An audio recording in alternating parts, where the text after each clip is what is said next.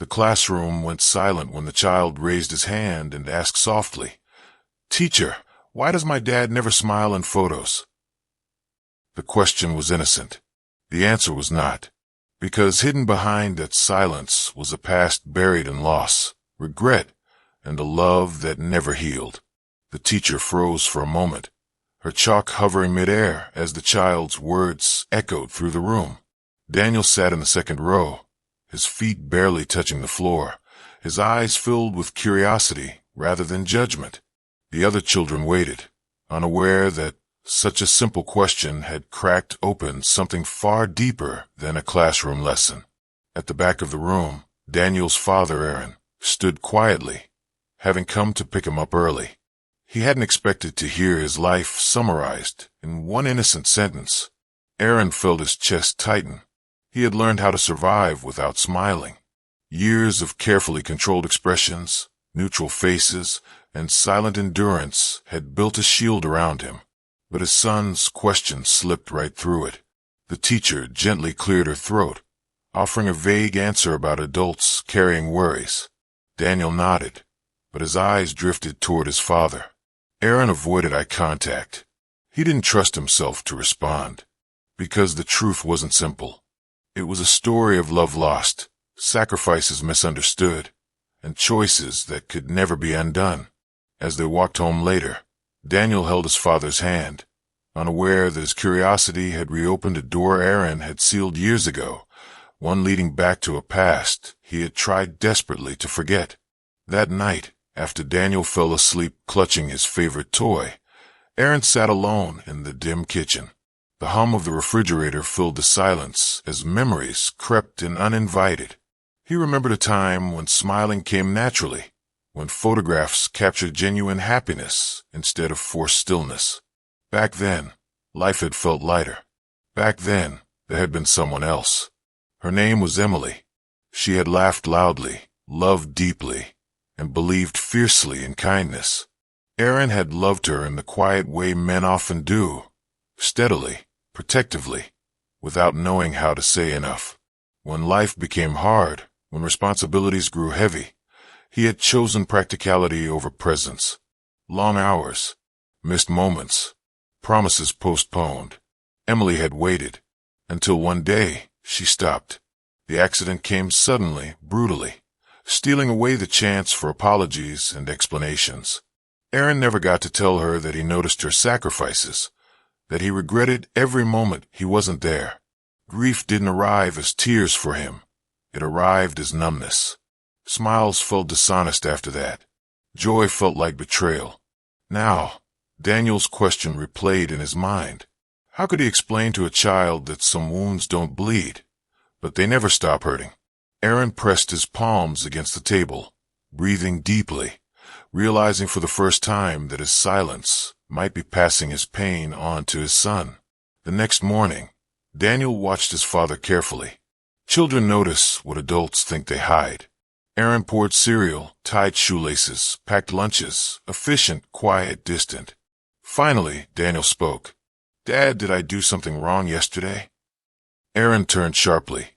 "No. Why would you think that?" Daniel shrugged. "You got very quiet. I just wanted to know." Those words hit harder than any accusation. Aaron knelt in front of his son, searching for language that wouldn't burden him, yet wouldn't lie. "Sometimes," he said slowly, "questions remind us of things we're still learning how to heal from." Daniel nodded as if that made sense, like when I fell off my bike and the scar stayed. Aaron swallowed. Yes, exactly like that. All day, those words followed him. He realized that his grief wasn't just his anymore.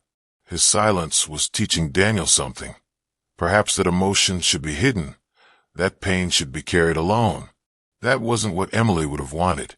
That evening, Aaron pulled out an old box from the closet.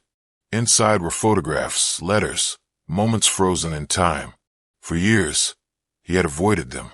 Now, with trembling hands, he placed one picture on the table. A smiling woman holding a baby Daniel. For the first time in years, Aaron didn't look away. Daniel approached the table slowly, eyes widening. "That's Mom," he whispered. Aaron nodded. "She used to smile like this all the time." "Why don't you smile like that anymore?" Daniel asked, not accusing, just honest. Aaron closed his eyes. The truth rose to the surface, heavy but necessary. "Because I was scared to feel happy again," he admitted. "I thought smiling meant forgetting her. But it doesn't." Daniel studied the photo, then looked back at his father. "When I smile, I remember her," he said simply. That sentence shattered something inside Aaron. All this time, he had mistaken grief for loyalty. He had believed suffering was a form of love. But here was his child, teaching him what he had forgotten, that remembering didn't require pain, and love didn't demand silence. Aaron pulled Daniel into a hug, holding him tightly. Tears came then, quietly, honestly. Daniel wrapped his arms around his father's neck, unafraid. That night, Aaron placed a photo on the living room shelf instead of hiding it away. It felt like an apology, a promise. For the first time, he allowed himself to believe that healing wasn't betrayal. It was continuation. Days passed, and small changes began to appear. Aaron started telling Daniel stories about Emily, how she danced while cooking, how she believed in second chances, how she loved deeply even when life hurt. Daniel listened eagerly, filling the silence with laughter and curiosity. One afternoon, Daniel asked, "Do you miss her every day?" Aaron nodded. "I do." "Then maybe smiling means you miss her in a happy way," Daniel said. Aaron smiled then. Not wide, not perfect, but real. He realized that the past didn't need to be erased to move forward. Pain acknowledged could soften. Love remembered could heal. His son hadn't just asked a question. He had opened a door. That evening, Aaron stood in front of a mirror and practiced smiling. Not for the world, but for himself. For Emily. For Daniel. And when they took a photo together the next day, something changed. The smile stayed. The smile in that photograph stayed with Aaron longer than he expected. It followed him through work, through quiet evenings, through moments when grief usually crept back in. He realized how long he had lived in survival mode, providing, protecting, enduring, without ever truly healing. Daniel, with his simple curiosity, had unknowingly given him permission to feel again.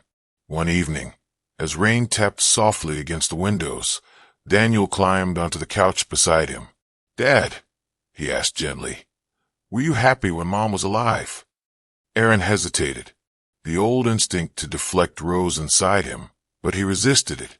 "Yes," he answered honestly. "Very happy." "Then why do you look sad when you talk about her?" Aaron stared at the rain-streaked glass. "Because I didn't always show her how much she meant to me," he admitted. "And now I don't get another chance." Daniel leaned his head against his father's arm. "You show me," he said. "Maybe that counts too." Something shifted. Aaron realized regret didn't have to be a life sentence. Love could move forward, not just backward. That night, he wrote Emily a letter for the first time since her funeral. Apologies, gratitude, memories, and a promise to live differently. He folded it carefully, not to hide it, but to honor it. Healing, he learned, wasn't forgetting. It was choosing to live honestly with the past. Weeks later, Daniel's school announced a family memory day. Parents were invited to share stories, photos, or traditions. When Daniel brought home the notice, Aaron felt his chest tighten. Public memories had always terrified him. Pain felt safer in private. "Can we go together?" Daniel asked, eyes hopeful. "I want to talk about Mom." Aaron considered saying no. Fear whispered that he would break, that he wouldn't be strong enough. But then he remembered the promise he had written in that letter. So he nodded. "Yes, we'll go together." The day arrived sooner than expected. The classroom buzzed with laughter and voices as families shared joyful moments. When it was Daniel's turn, he stood confidently, holding a photograph. "This is my mom," he said proudly. "She loved dancing and helping people. My dad says she believed love should be shared, even when it hurts." All eyes turned to Aaron. His heart pounded, but he stood. "Emily taught me that love doesn't end," he said quietly. "Sometimes we just forget how to carry it." There was silence, not awkward, but respectful. In that moment, Aaron felt something lift. He wasn't alone in his grief anymore. He wasn't hiding. He was honoring. And Daniel beamed, knowing his father had finally stepped into the light instead of away from it. That night, Daniel slept peacefully, exhausted from excitement. Aaron sat beside his bed, watching his chest rise and fall. Parenthood had taught him many things, but this lesson was the hardest. Children don't just learn from what we say. They learn from what we avoid. He thought about all the years he had shielded Daniel from sadness, believing silence was protection. But silence had only taught distance. Now, honesty was building something stronger, connection. Aaron whispered softly, "Thank you," unsure if he was speaking to Daniel or Emily. In the following days, neighbors noticed changes. Aaron laughed more. He paused during conversations. He listened. Smiling no longer felt like betrayal. It felt like gratitude. Even his posture changed, as if he was no longer carrying the weight alone. One afternoon, Daniel brought home a drawing. It showed 3 figures holding hands beneath a bright sun. "That's us," Daniel explained. "Mom's still holding our hands. You just can't see her." Aaron felt tears gather, not from pain, but from understanding. Love didn't disappear when someone left. It transformed. It lived on in gestures, stories, kindness, and courage. And for the first time, Aaron stopped fearing the future. He was no longer walking it alone. Life slowly found a new rhythm. Mornings were warmer, evenings fuller. Aaron and Daniel began volunteering at a local community center, something Emily had always loved. Helping others, Aaron discovered, softened grief in unexpected ways. One afternoon, a young boy asked Aaron, "Why do you smile so much now?" Aaron chuckled, surprised by the question. Daniel answered before he could, because he learned that being sad forever doesn't keep love alive. The word struck Aaron deeply. His child had become his teacher. That night, Aaron revisited old photographs, not with dread, but with tenderness. He spoke Emily's name without his voice breaking. He shared stories without closing himself off. Grief still existed, but it no longer controlled him. He realized that second chances don't always come as new beginnings. Sometimes they come as new perspectives, the chance to respond differently, to love openly, to heal honestly. Aaron knelt beside Daniel's bed once more. "You saved me," he said quietly. Daniel smiled sleepily. "I just asked a question." And Aaron understood then. Sometimes the smallest questions carry the biggest truths. Sometimes healing begins not with answers, but with the courage to listen. 1 year later, Aaron and Daniel stood in front of a camera again. This time, no forced expressions, no guarded faces, just a father and son standing close. The photo captured something different, peace. Aaron looked at his son and smiled fully, without hesitation. Daniel smiled back, proud and secure. Love had found its way through loss. Compassion had replaced regret. As they walked away, Daniel squeezed his father's hand. "Dad," he said softly, "I think Mom would like this picture." Aaron nodded, emotion swelling in his chest. "I think she would too." That simple question from a child had done what years of silence could not. It had opened a door, exposed a painful past, and led them both toward healing. And Aaron finally understood. Pain shared becomes lighter. Love expressed becomes stronger. And healing often begins with the bravery to answer a child's innocent question honestly. As time moved forward, Aaron noticed something unexpected. His grief no longer felt like an anchor. It had become a compass. Every decision he made now carried intention. He listened more closely, spoke more gently, and loved more openly. Daniel noticed it too. One evening, as they prepared dinner together, Daniel asked, "Do you think people can be broken forever?" Aaron paused, slicing vegetables slowly. "I used to think so," he said, "but now I think people just forget how to put themselves back together." Daniel considered this. "Maybe they need help," he said simply. That night, Aaron lay awake thinking about all the moments he could have chosen differently, not just with Emily, but with himself. He had punished himself for surviving, for continuing, for breathing when she no longer could. But survival wasn't betrayal.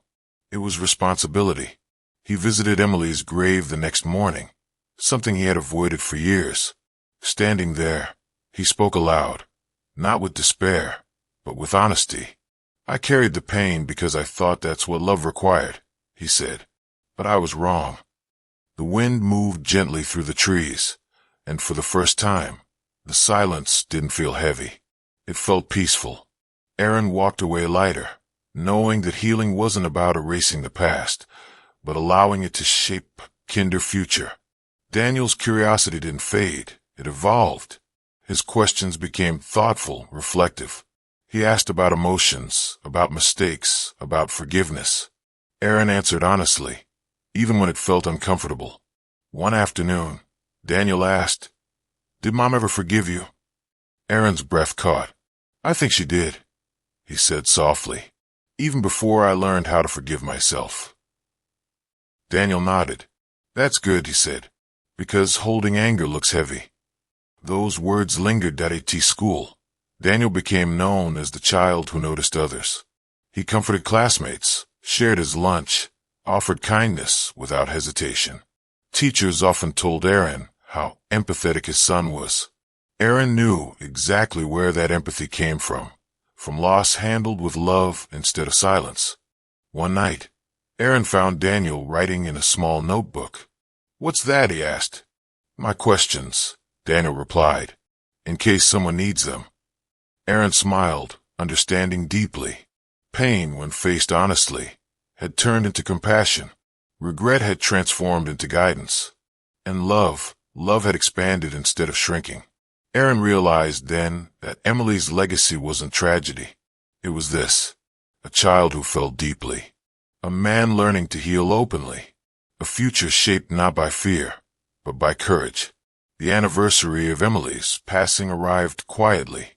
No dread, no panic, just remembrance.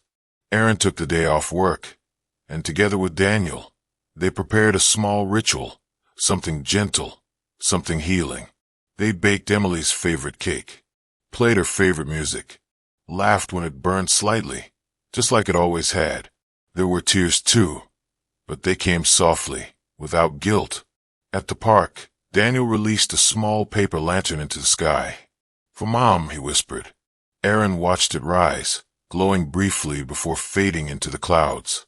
For years, he had believed letting go meant losing her. Now he understood.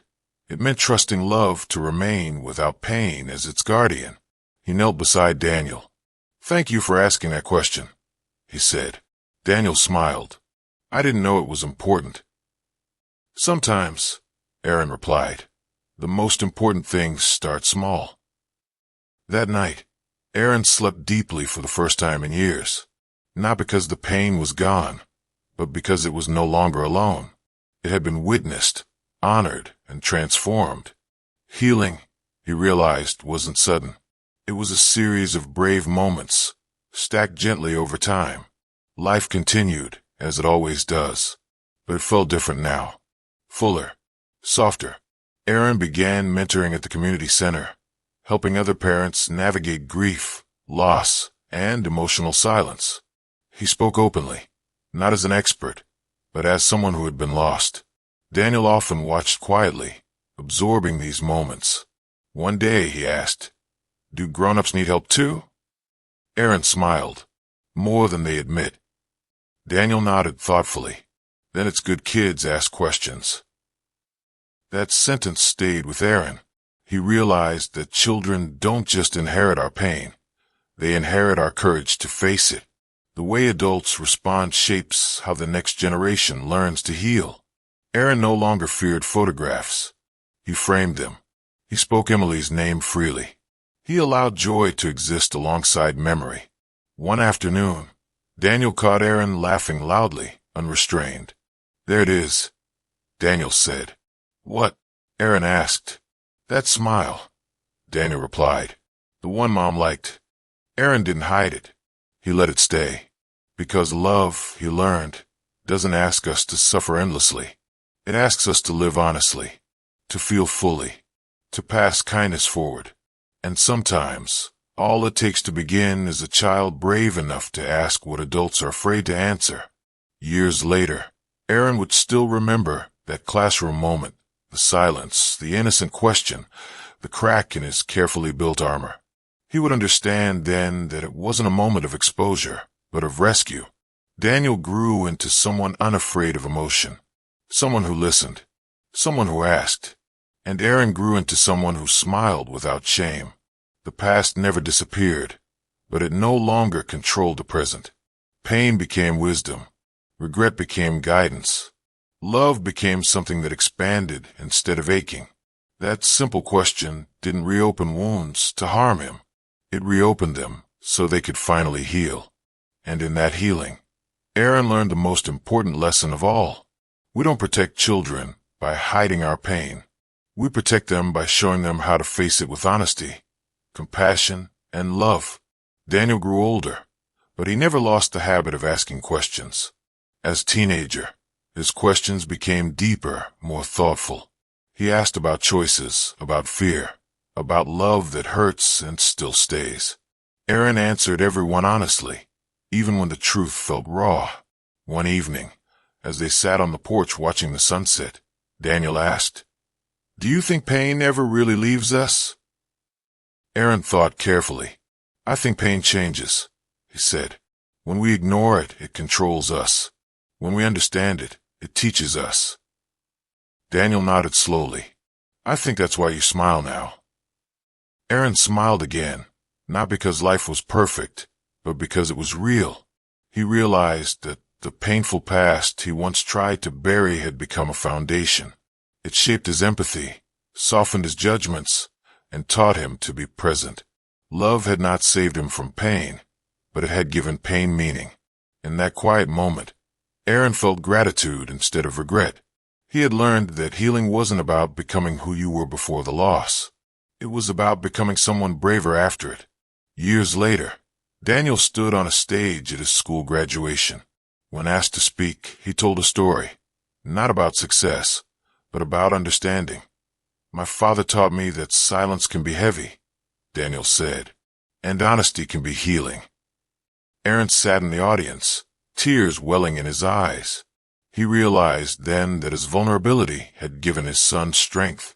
His willingness to face pain had broken a cycle. After the ceremony, Daniel hugged him tightly. "Thank you for answering my questions," he whispered. Aaron replied softly, "Thank you for asking them." The world had not changed, but their way of living in it had. Love was no longer guarded. Emotions were no longer hidden, and compassion flowed freely. Aaron understood something profound. When adults choose honesty over avoidance, children learn courage instead of fear. As Aaron grew older, he often reflected on how close he had come to living half a life, present in body, absent in spirit. The memory still humbled him. He continued helping others, sharing his story not for sympathy, but for connection. He saw himself in so many faces, people carrying quiet grief, believing suffering was proof of love. And every time, he told them the same truth. Love does not require silence. Healing does not erase memory. Smiling does not mean forgetting. Daniel, now grown, often joined him. Together, they became living proof that pain faced with compassion becomes wisdom. On a quiet afternoon, Daniel found the old photograph, the one that once caused so much pain. He placed it gently beside a newer one, father and son, smiling without fear. "Same love," Daniel said. "Different season." Aaron nodded. He felt no ache now, only gratitude. Life had given them loss, but it had also given them understanding, and understanding had given them peace. That simple question from a child had exposed a painful past, but it had also unlocked a future filled with honesty, compassion, and healing. Aaron learned that love grows when we let it breathe, that children don't need perfect parents, they need present ones, and that sometimes the bravest thing we can do is answer an innocent question with truth, because healing doesn't begin with answers. It begins with the courage to listen. Some questions change everything. They reopen wounds not to hurt us, but to heal us. If this story touched your heart, like the video, subscribe, and join our Heart Angels family, where stories remind us that even pain can lead to compassion, courage, and hope.